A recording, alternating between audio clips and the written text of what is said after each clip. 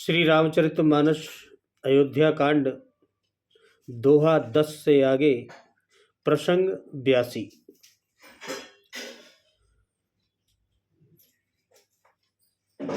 बाजई बाजने विविध विधाना, पुर प्रमोद नहीं जाए बखाना। भरत आगमनु सकल मनावै, आवों बेग नयन फल पावै। बहुत प्रकार के बाजे बज रहे हैं। नगर के अतिशय आनंद का वर्णन नहीं हो सकता। इतना आनंद छाया हुआ है उद्यापुरी में कि सब लोग भरत जी के आगमन मना रहे हैं। भरत जी आ रहे हैं और कह रहे हैं कि वे ही शीघ्र आवें और राज्याभिषेक का उत्सव देखकर नेत्रों का फल पावे। वो भी आ जाए, राम जी का अभिषेक हो और वो भी आनंद लें। हाट बाट घर गली अथाई, कई परस पर लोग लुगाई। काल लगन बल के तिकिवारा, पूजय विधि अभिलाष हमारा।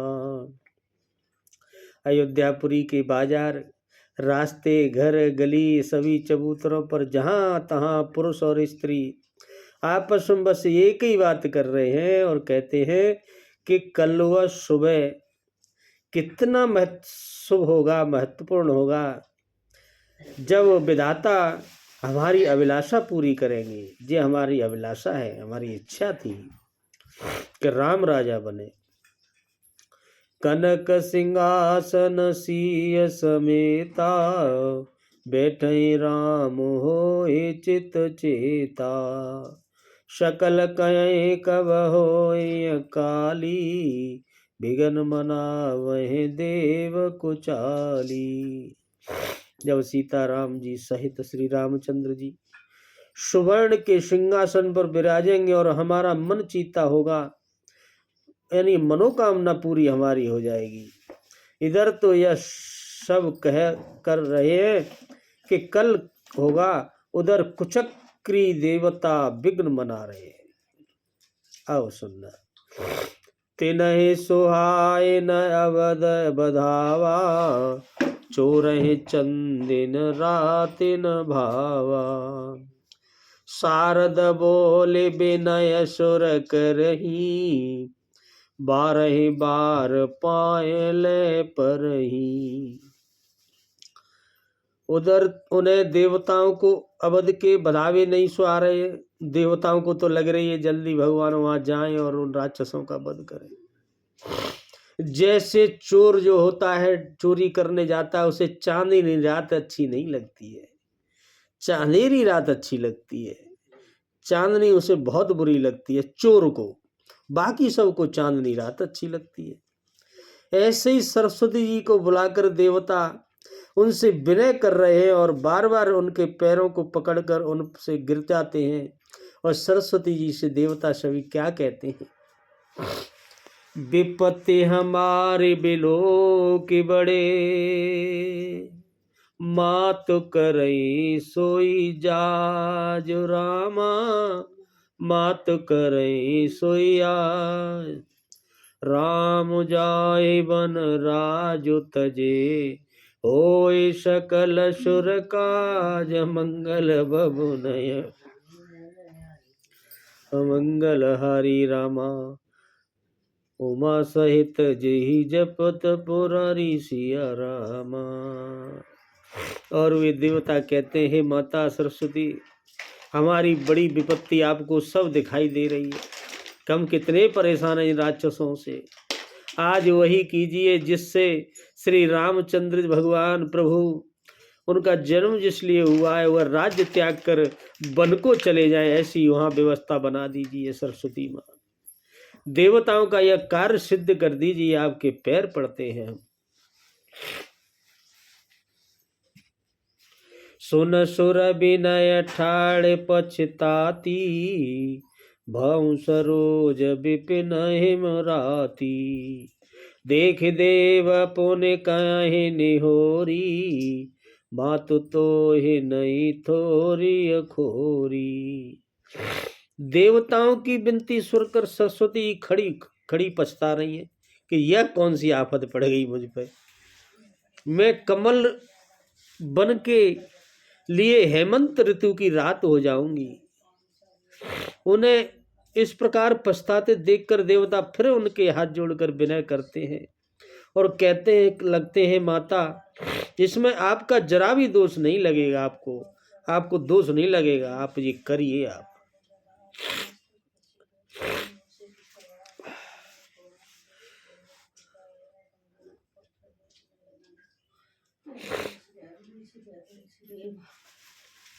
विस्मय रस रहित रघुराऊ, तुम जानो सब राम प्रभाऊ। जीव कर्म बस सुख दुख भागी, आय अवध देव हित लागी।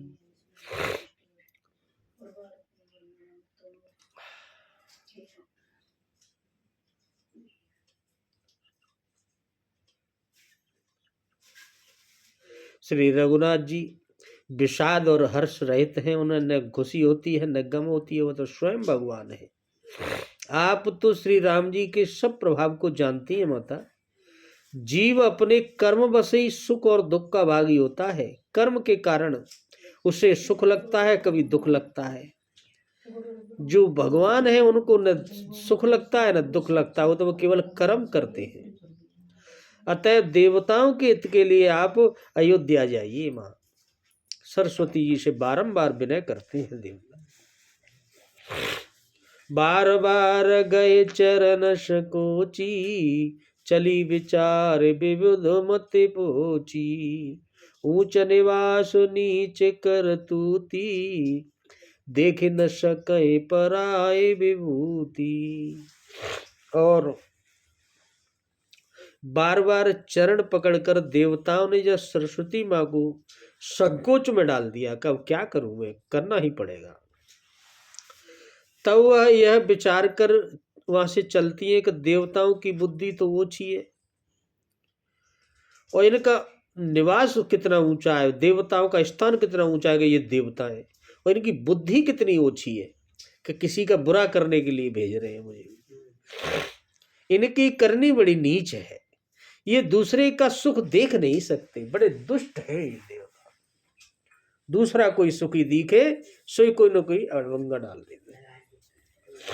ऐसे सोचती हुई सरस्वती माँ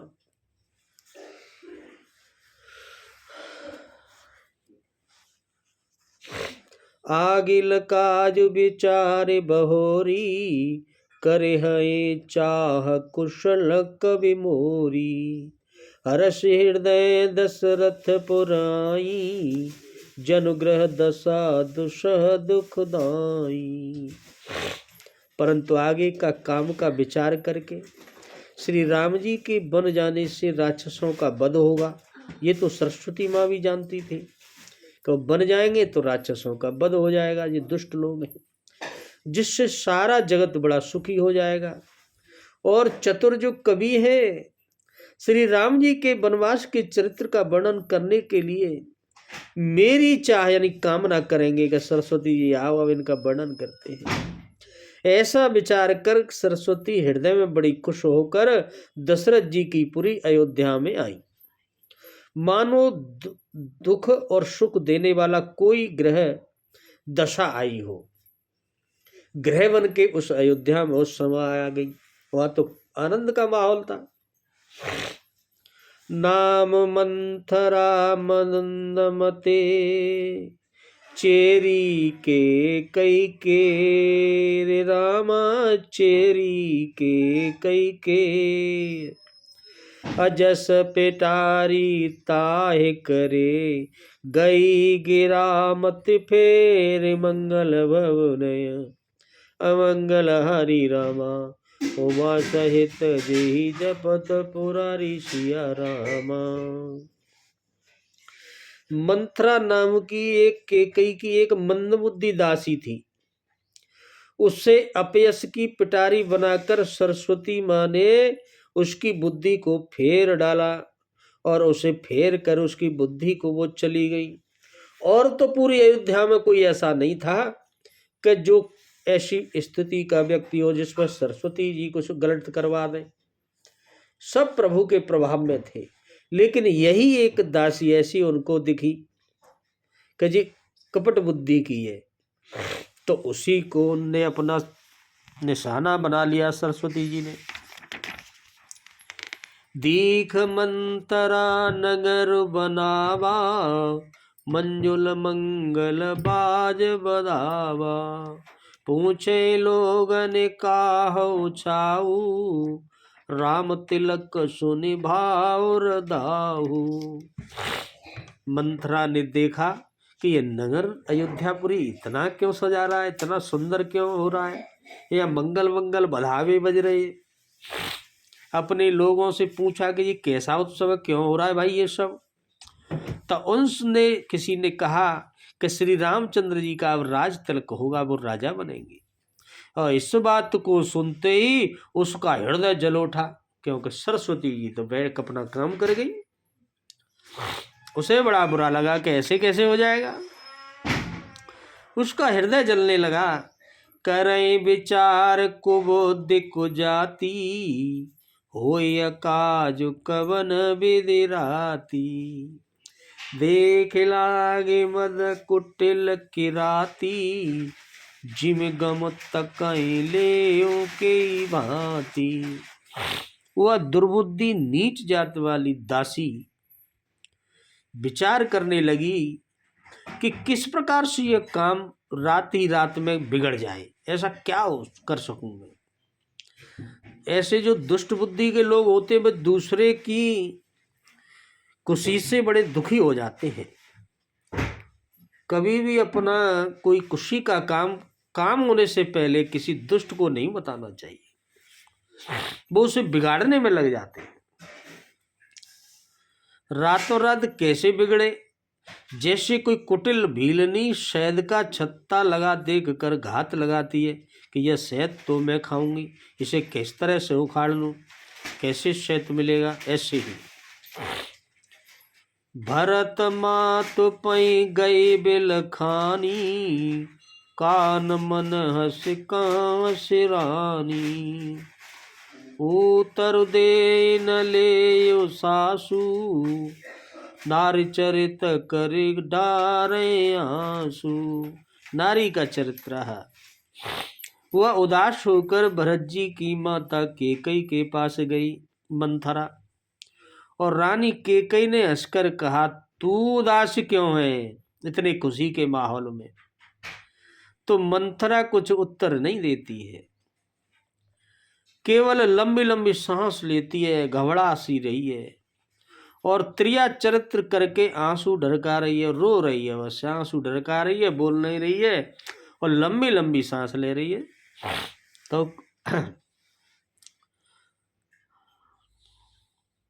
हंस कहे रानी गाल बड़ तोरे, दीन लखन सिक असमन मोरे। तब उन बोल चेर बड़े पापने, छाणे श्वास कार्य जनु सापने। रानी केकई ने हंसकर कहा, कहने लगी, तेरे गाल तो बड़े, तू बहुत बड़बड़ करती होगी, ज्यादा बोलती है, तो मुझे लगता है कि लक्ष्मण जी ने तुझे कुछ डांट दिया, कुछ कह दिया तुझसे, या कोई दंड दे दिया। तू ज्यादा बड़बड़ करती है, तो वो लक्ष्मण जी ऐसा कर सकते हैं। तब भी वह महापापिनी दासी कुटिल मंथरा नहीं बोली, चुप रहती है, बस लंबी लंबी सांस और आंसू ढरका रही है। जैसे काल नागिनी होती है, वो फुफकार कर रह जा छोड़ रही है, जैसे फुसकारती है, बस ऐसे सांसें चल रही है और आंसू ढरका रही है, बोलती नहीं है। समय रानी कह सिकिन, कुशल राम महिपाल, राम कुशल राम महिपाल। लखन भरत रिपुद मनु सुने, भाकुवरी और साल मंगल बबु नय, अमंगल हरि रामा उमा सहित जी जपत पुरारी सिया रामा। तब रानी ने डर कर कहा, अरे पागल, कुछ कहती क्यों नहीं है? ऐसे रो रही है जैसे कोई श्री रामचंद्र जी या राजा महाराज दशरथ, लक्ष्मण, भरत और शत्रुघ्न को कोई दिक्कत हो गई है क्या? सब सकुशल है कि नहीं है? यह सुनकर कुंवरी मंथरा के हृदय में बड़ी ही पीड़ा हुई। उसने पहले राम का ही नाम लिया, जब कि मेरे राम ठीक है, राजा ठीक है, या कोई बात हो गई है किसी बच्चे में? तब के कही, कत सिख दे मई को भाई, गाल करब के करबल पाई, राम छाण कुशल के आजू, जय जने सुदे जुबराजू। और वह कहने लगी, है माई, हमें कोई क्यों सीख देगा, और मैं किस बल पाकर गाल फाल फूलूंगी? मैं क्यों किसी से बोलूंगी, बड़बड़ क्यों करूंगी? मुझे क्या मतलब है?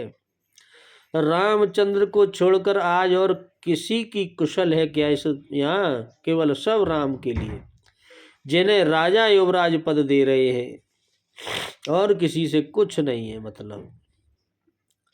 भयउ कौशलय विदेयत दाहिन, देखत गर्भ रहत और नाहिन, देखऊ कसन जाय सब शोभा, जो अवलोक मोर मनु छोवा।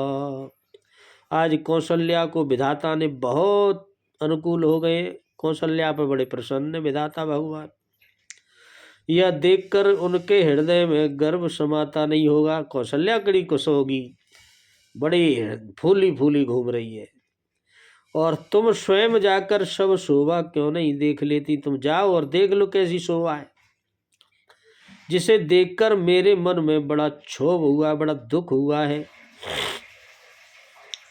पूत विदेश न सोच तुम्हारे, जाने हूँ बस नाम हमारे, नींद बहुत प्रिय तेज तुराई, लखन भूप कपट चतुराई। तुम्हारा पुत्र भरत परदेश में पड़ा है, तुम्हारे इस गांव में, तुम्हें कोई सोच नहीं है, तुम्हें कोई चिंता नहीं है। जानती हो कि स्वामी हमारे बस में है, तुम खूब जानती हो। तुम्हें तो तोषक पलंग पर पड़े पड़े नींद लेना है, बहुत प्यारा लगता है, बस पड़ी पड़ी नींद लेती रहती हो, और राजा तुम्हारे बस में, तब भी तुम कुछ नहीं करती हो। राजा की कपट भरी चतुराई तुम्हें देखती नहीं है, और राजा कैसे कपट कर रहे हैं तुम्हारे साथ, कितनी चतुरता से, और तुम्हें दिख नहीं रही है, तुम्हारी फूट गई है बिल्कुल। सुन प्रिय बचन मलिन मनु जानी, झुकी रानी अवर गानी, उनस कबहु कह सिफर फोरी, तब दर जीव कड़ाव तोरी। मंत्रा के ऐसे वचन सुनकर उनको ऐसी गुस्सा आई, किंतु उनको मन की मैली जान कर, जी तो बड़ी मन की मैली है। रानी झुककर डांट कर बोली, बस अब चुप रह, नहीं तो तेरे सिर को फोड़ दूंगी, तो ये कहीं का नहीं छोड़ूंगी। अगर फिर कभी ऐसा कहा तो तेरी जीभ पकड़कर निकलवा कर बाहर फूंक दूंगी, तेरी जीभ निकाल लूंगी आज के बाद ऐसे बोला तो। काने खोरे कुबरे, कुटिल कुचाली जान, रामा कुटिल कुचाली जान, तीय विशेष पुनि चेर कहे, भरत मात मुस्कान, मंगल बबु नयन, अमंगल हरि रामा, उमा सहित जी जपत पुरारी सिया रामा। काना हो, लगड़ा हो या कुबड़ा हो, ये तीनों बड़े कुटिल और कुचाली होते हैं, पक्का बता रहे। बड़े हरामी होते हैं।